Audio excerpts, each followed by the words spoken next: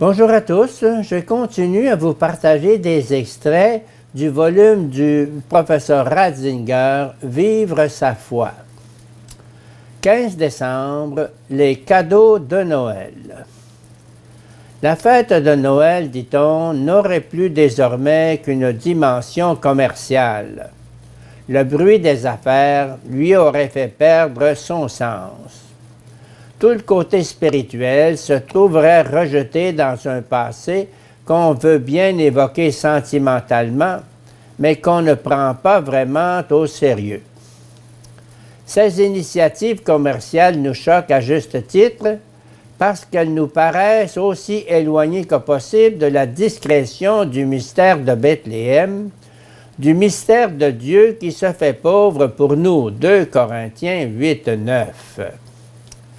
Mais cependant, prenons toute cette agitation comme point de départ et demandons-nous si derrière tout cela, il n'y a pas une possibilité de percevoir ce qu'est le don, d'attirer l'attention sur la nécessité de l'amour qui nous pousse à partager, à sortir de soi pour se tourner vers les autres.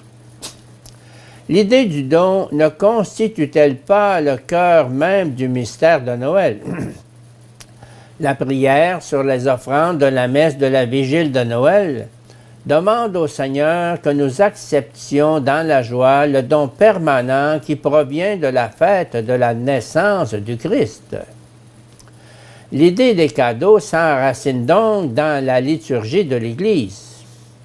Nous prenons tous ici conscience que les cadeaux de Noël se réfèrent à un geste originel. Dieu a voulu se donner lui-même aux hommes en cette nuit sainte. Il a voulu sortir de lui-même pour venir à nous.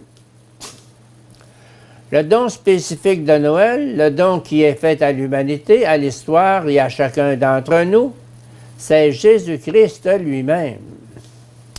Même celui qui ne croit pas au Dieu incarné reconnaîtra que le Christ a enrichi les hommes, qu'il a apporté aux hommes quelque chose de très précieux pour des générations.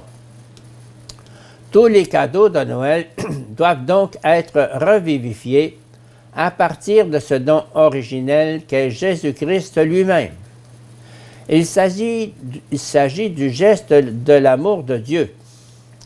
Et Dieu n'a pas pu ni voulu donner autre chose que lui-même.